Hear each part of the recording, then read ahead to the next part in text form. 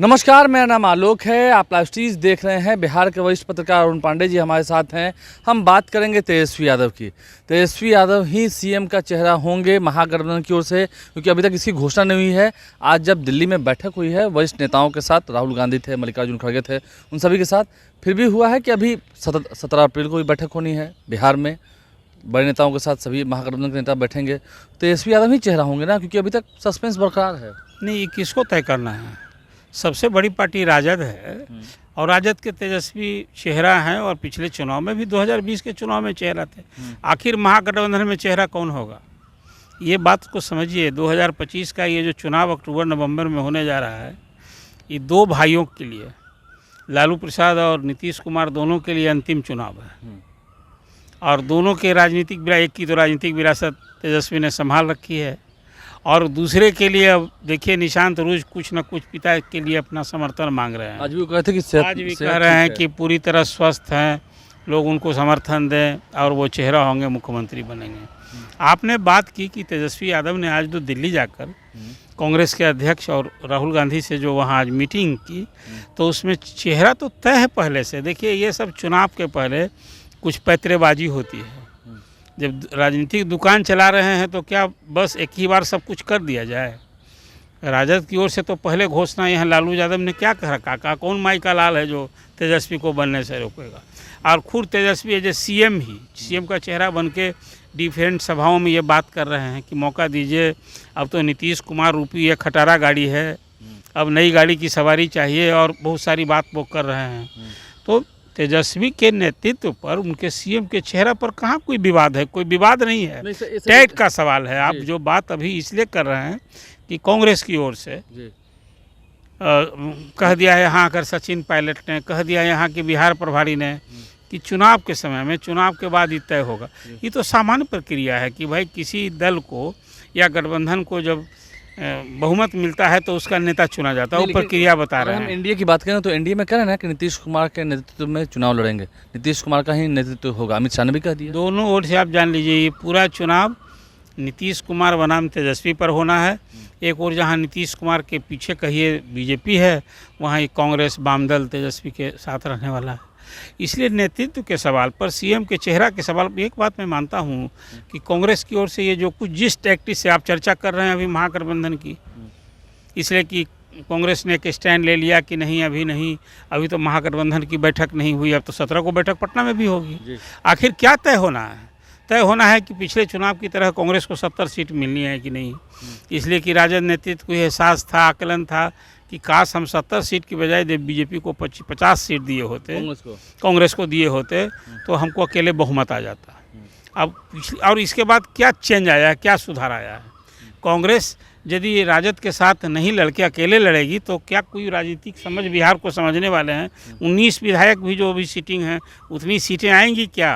कांग्रेस नहीं आएंगे, नहीं आएंगी। आप मान रहे हैं कि अगर तेजस्वी को चेहरा नहीं बनाया तो महागठबंधन बुरी तरह हारेगी?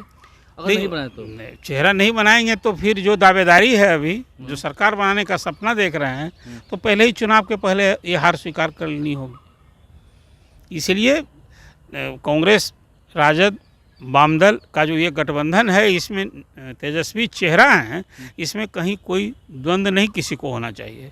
ये लाचारी मैं मानता हूँ कांग्रेस और राजद की बिहार में, जब कांग्रेस तय कर ली कि हमको इसी महागठबंधन से लड़ना है और राजद ने ऐलान कर दिया कि दूसरा कौन चेहरा होगा। कांग्रेस में आज कुछ भी हो, मल्लिकार्जुन कांग्रेस अध्यक्ष हैं, चेहरा कौन है वहाँ पीएम का? राहुल गांधी।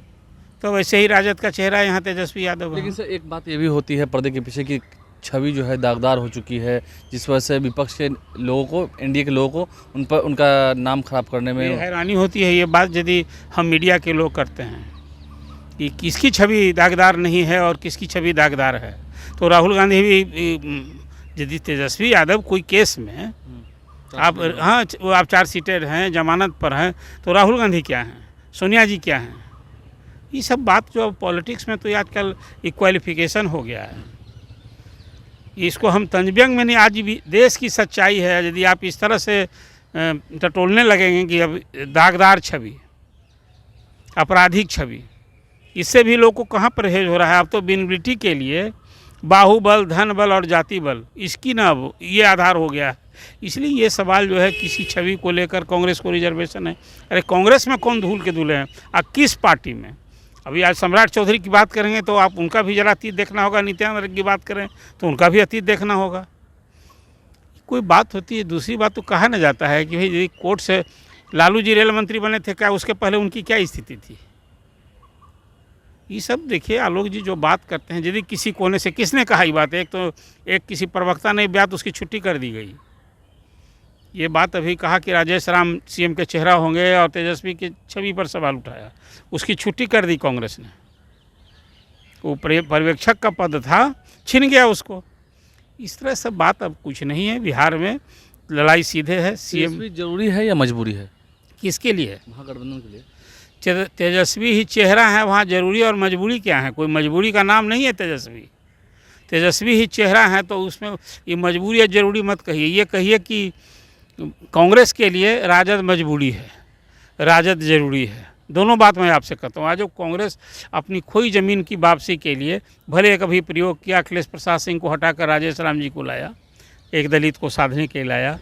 और अब ये सभी जानते हैं कि कन्हैया का क्या ट्यूनिंग है तेजस्वी के प्रति। आप बढ़ा रहे हैं अपर कास्ट को एक साधने की भरसक कोशिश, अखिलेश को हटा कुमार को बढ़ा रहे हैं। हाँ, बढ़ा रहे हैं। उधर शकील अहमद खान साहब तो भी नेता हैं ही पार्टी के, एक पप्पू यादव भी हैं कांग्रेस, पप्पू यादव भी हैं। तो कुल मिला जुला कर देखिए, मैं मानता हूँ कांग्रेस खुद ही द्वंद्व में है कि उसकी राह क्या होगी। दिल्ली के चुनाव में अकेले लड़ी, किसको फ़ायदा हुआ?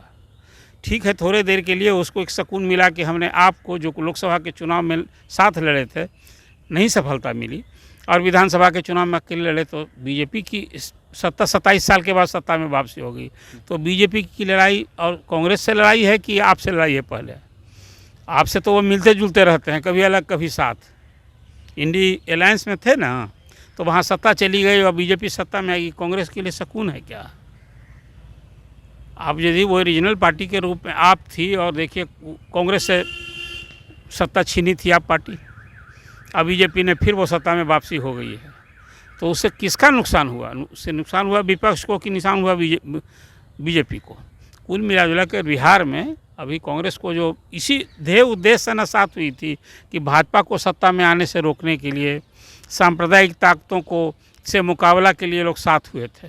कौन सी नई परिस्थिति आ गई है बिहार में? जो बात ये हो रही है कि कांग्रेस का कुछ और की राह और होगी, इसलिए ये सब कुछ नहीं है।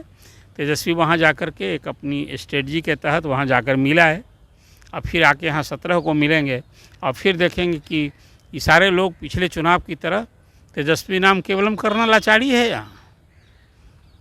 इसलिए अब कोई ये सवाल नहीं, ये पहले से भी था। तेजस्वी को कोई महागठबंधन में नेता वही है तो चुनौती के लिए मजबूरी या न जरूरी है, या जो आप समझिए।